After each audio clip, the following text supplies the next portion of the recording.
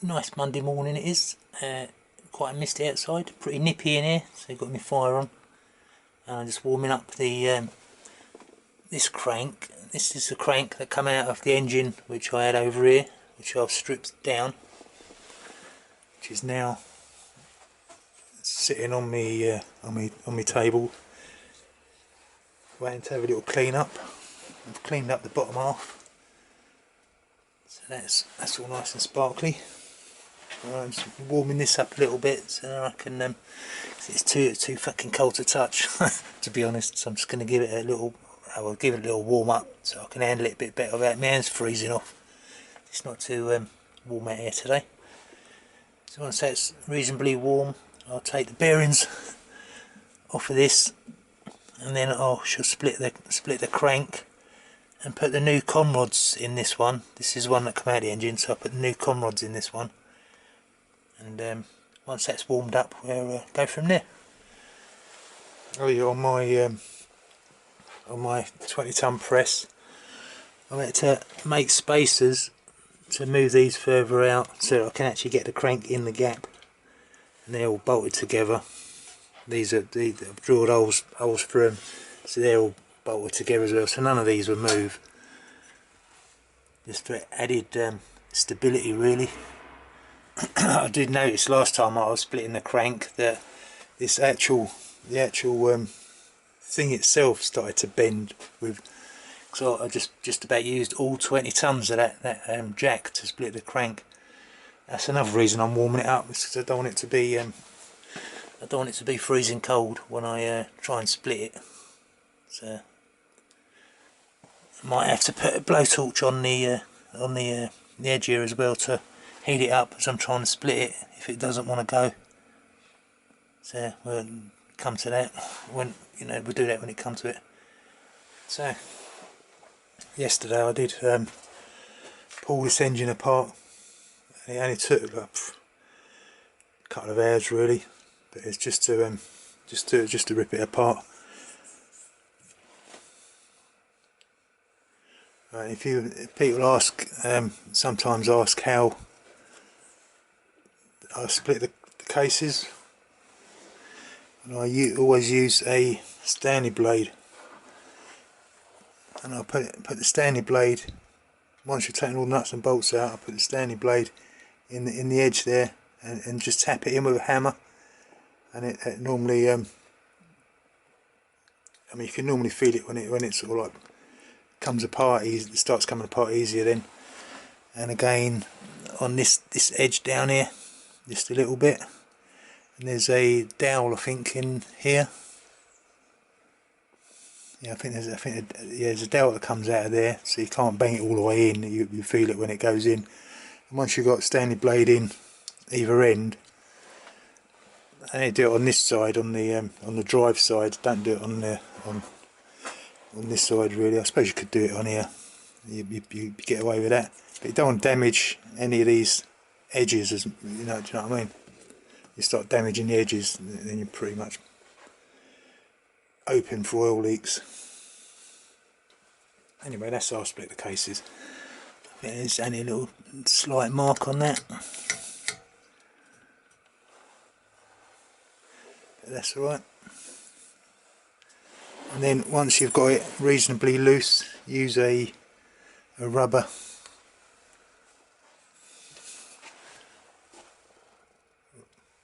mallet to just keep bashing it up either side until it eventually comes free. Then you can pull it apart. It's generally the seals that stick it in together. But yeah, once it's apart, once you get that off, then you can clean it all out. This bottom, I think I still need to clean a little bit out somewhere in here. Right. But in the bottom of that, it was all black thick oil, like probably where this engine's been stored for so long in the same place and not run for so long. The oil just got really thick, like tar on the bottom of the engine. So I washed all that out, cleaned all that out. And once we sorted the crank out, then we can put the crank back in here, clean all these faces up with a bit of emery cloth, bit of emery pad. Fucking wherever that is, up here. We use a bit of this stuff. Soak that in some petrol diesel mixture that I've got down the bottom, and then we just like rub it around and just like smooth off all the edges, ready for mating them together. And do the same with the bottom one as well. Right, so I'll be back when the crank's warmed itself up a little bit. Right, first I need to take that circlip out and then tap that bearing off.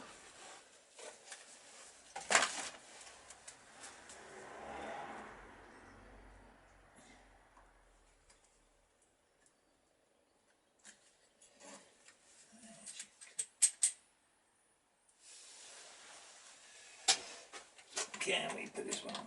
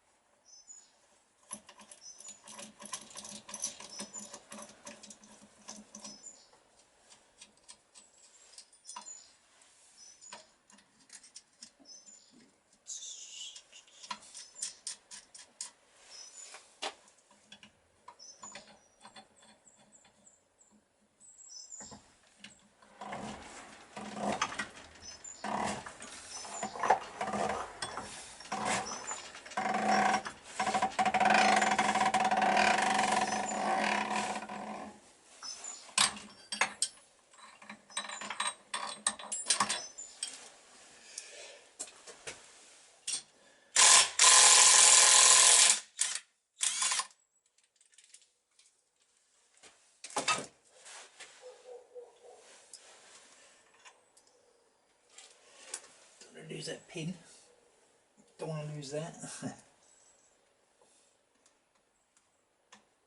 Come on, if you can.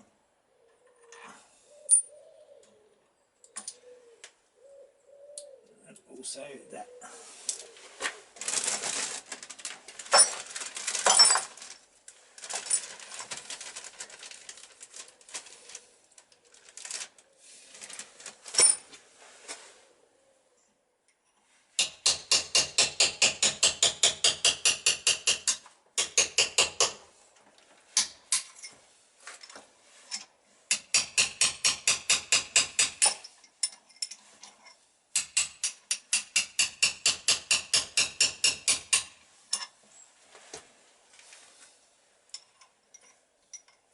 Chisel ain't fat enough now.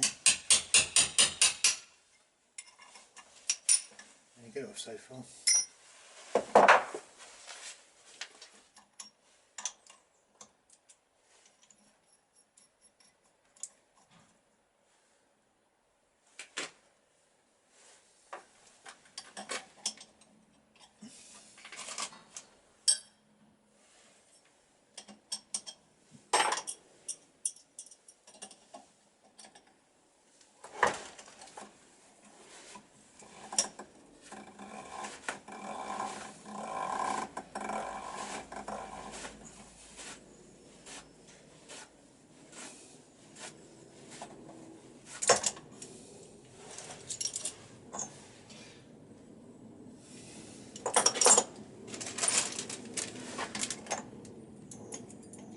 Get the washers.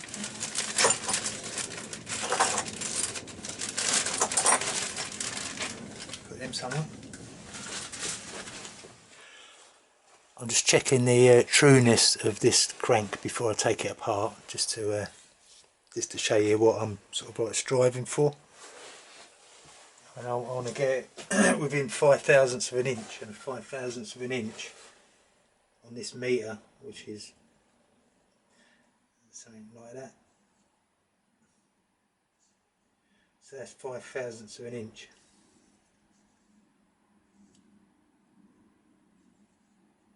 Depends where I'm thinking.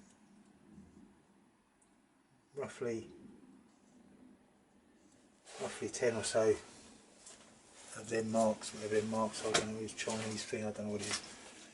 But that's that, and the trueness of this one is around about 5 thou.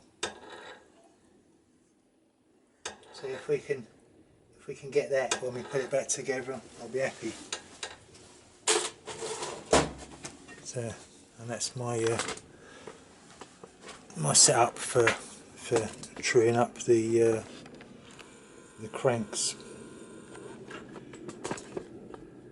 It's just a piece of 2-inch angle iron welded onto a bit of bar which is clamped into the vise, and yeah, that sits on the 2 centre bearings. I can spin it around and also have me meter, which is magnet, goes to the thing itself. Right, so let's attempt to split it. Right, now comes the big push. The big push. See.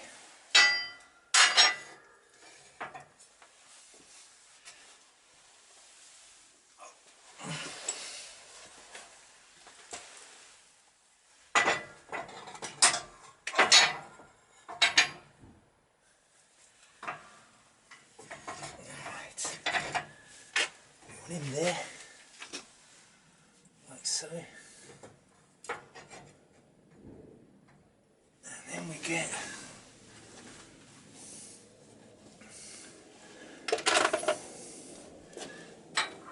a socket to go on there, like so.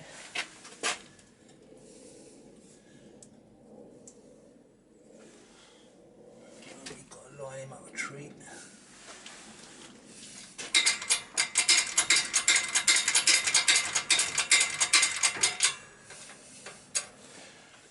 Right, using the angle.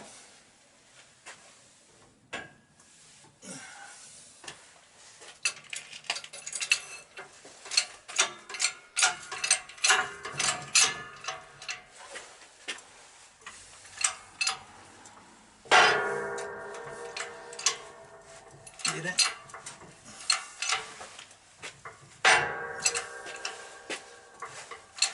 Come on. That's bending that disc. Don't know if you can see that or not, but that disc is bending now. It's bending under the pressure. So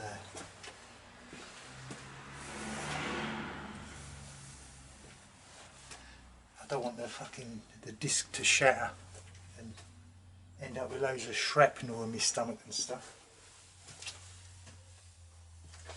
So put all this around there, and we hope for the best. There we go.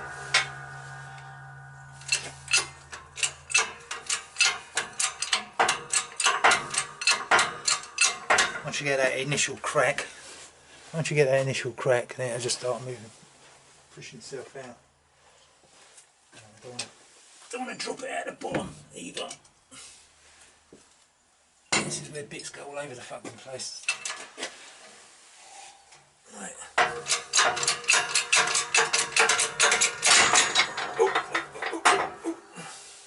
And there we go. And that's what we want out. There, conrod.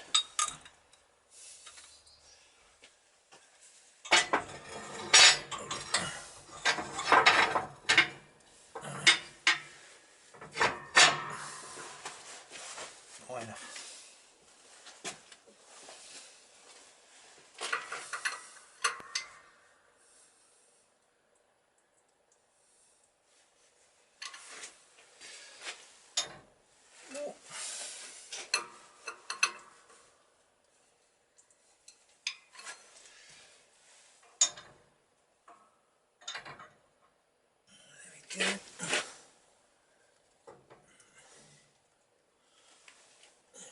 in.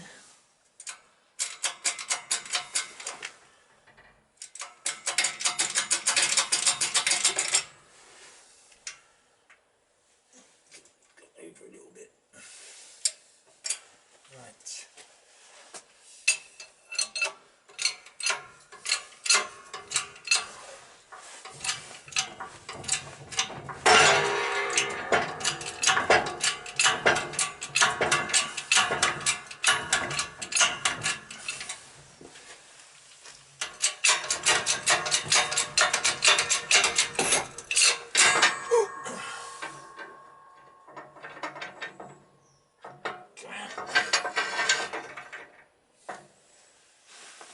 That's number 2.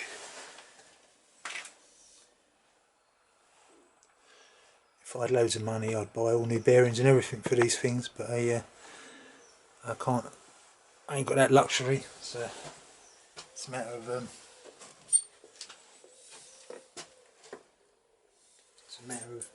make do with what you've got at the moment. The bottom end of this was alright anyway. There's nothing wrong with the bottom end of this.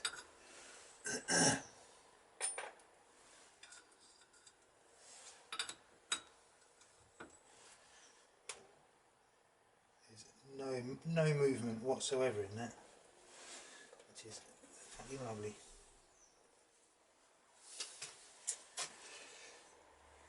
So it's got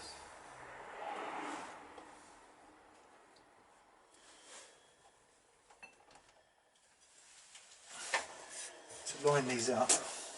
What I would have done.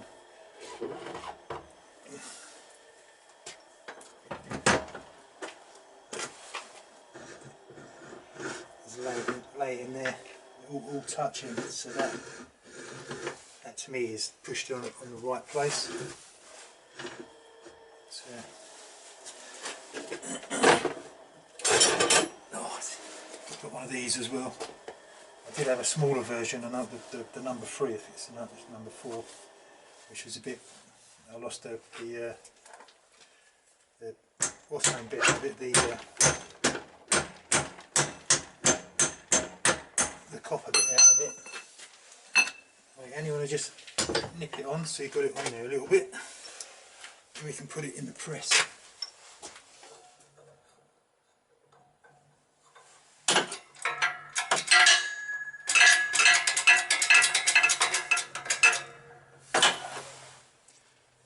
Making sure to avoid that face where that bearing goes. So,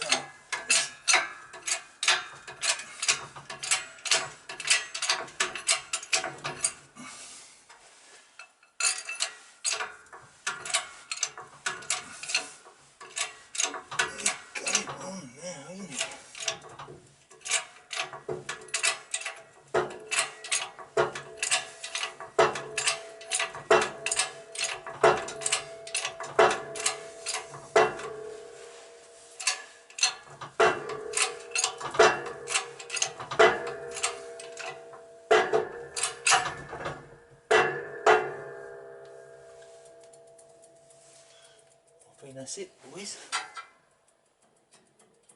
That's all the movement I want.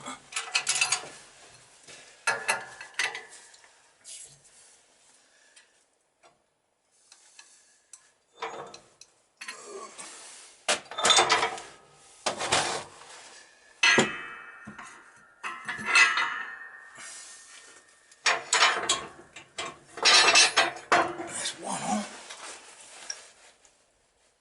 That's lovely. On the other side, right, so it's not as easy to line that key up on this one.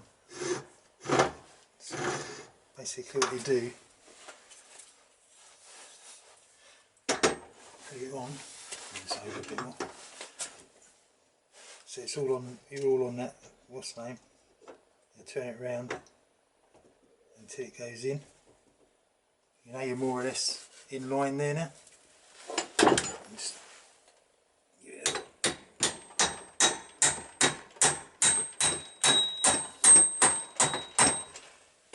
Just to start it, you're all on the hand line there. So we can whack that in and press that down, and then we get that roughly in the middle. About there. All we lined up.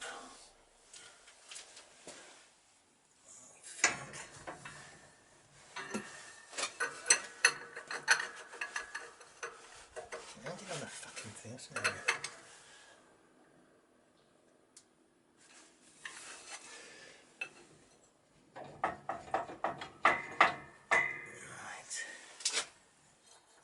Lip.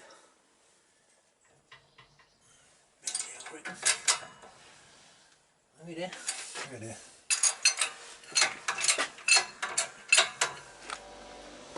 Right.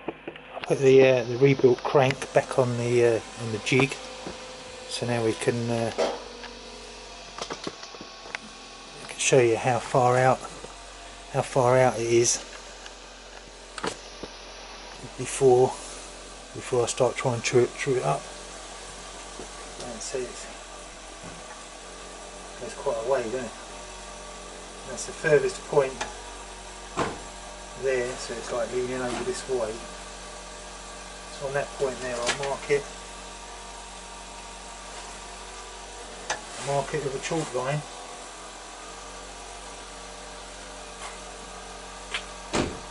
At its furthest point.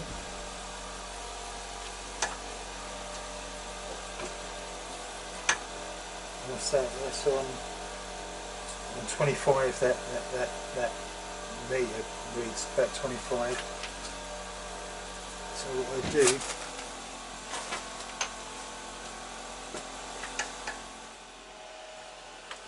I'll put it down on that bit of sponge. Because it's too far over this way, it's twisted on this too far that way, what I'll do,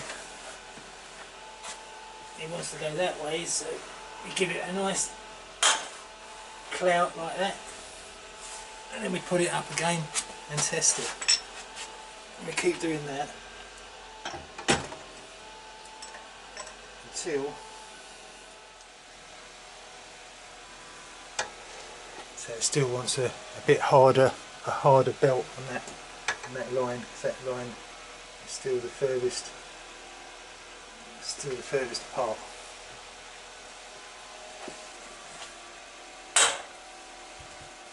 Yeah, as you see, I'll give it a bit of a belt there, right? But this time now, the needle don't go all the way around. It's only moving. Is that about 10 thou?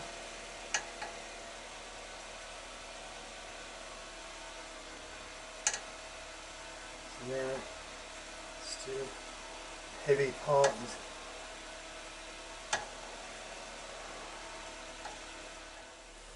There you go. That'll do me. That's more true. That's more true now than it was when I took that crank off.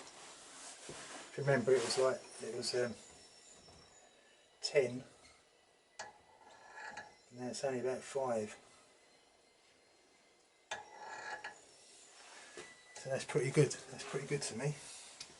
Now I'll swap it around and do the other side.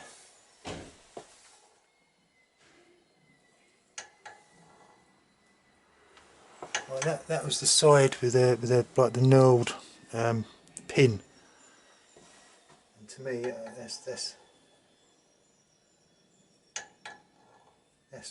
me that's within tolerance. That's under 5 thou of movement there. If you remember, 5 thou was 0 to 10.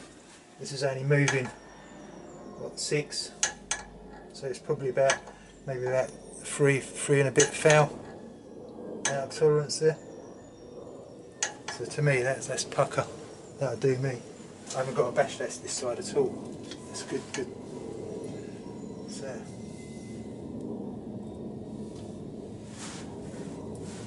that's how I true up the cranks.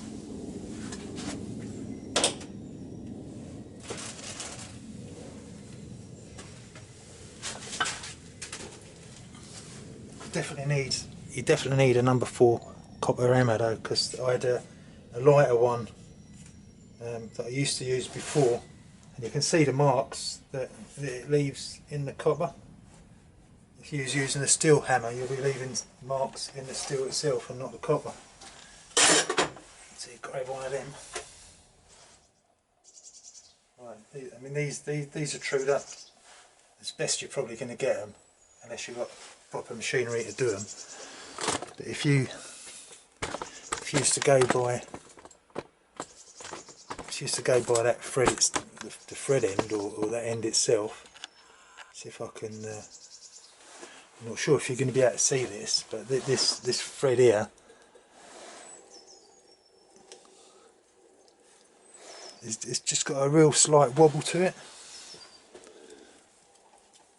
I'm not sure if you'd be able to see that or not. Maybe I'm just being too particular. Probably where maybe somebody has replaced this crank before and has hit that to try and get it out of the casing. That's no big deal anyway. Right, so there we have it. We have our crank put back together. And that can go back in the engine when it's had a bit of a clean up. Splodge a bit of oil in them. Keep them nice and oily.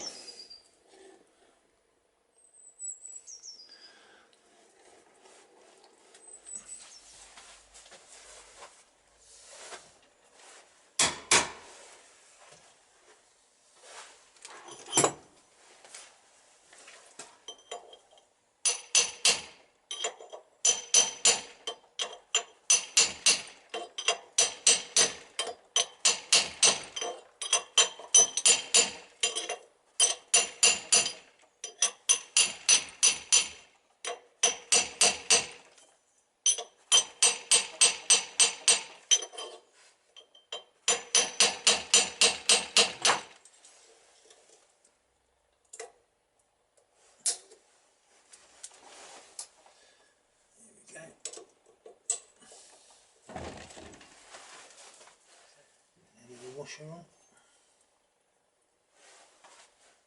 So it goes on like so.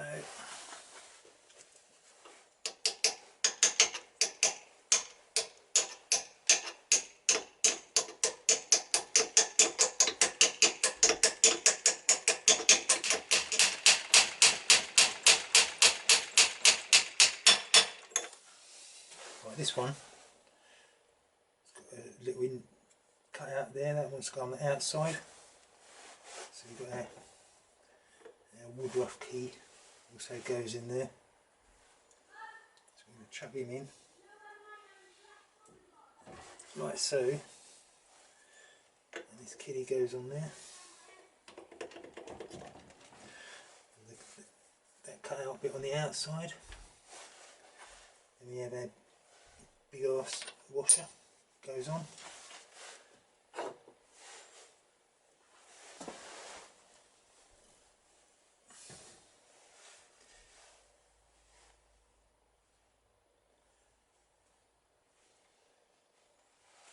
To me it's never seemed long enough, that pin. Let me chug him on.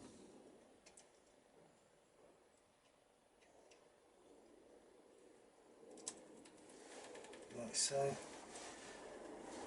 Split washer on, and then big arse nut.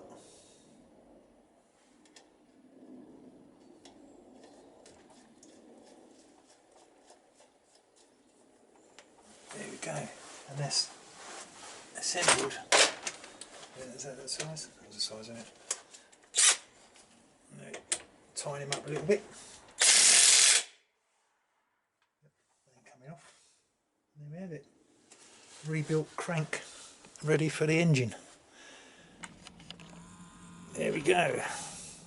So obviously some of you might do this differently, but this is the way I do it, and it always seems to work to me. So there you have it. Hope you found it interesting. Surprisingly enough, this crank, trueness crank up, was way easier than it normally, what it normally does. It normally takes me about half an hour to an hour, no kidding, to true a crank up to get it down to like 5 thou tolerance. But for some reason this one, maybe it's because it's Christmas and everything's everything's working right all of a sudden. But this crank went together really well. Anyway, thanks for watching, and I'll catch you on the next one when I start building the engine.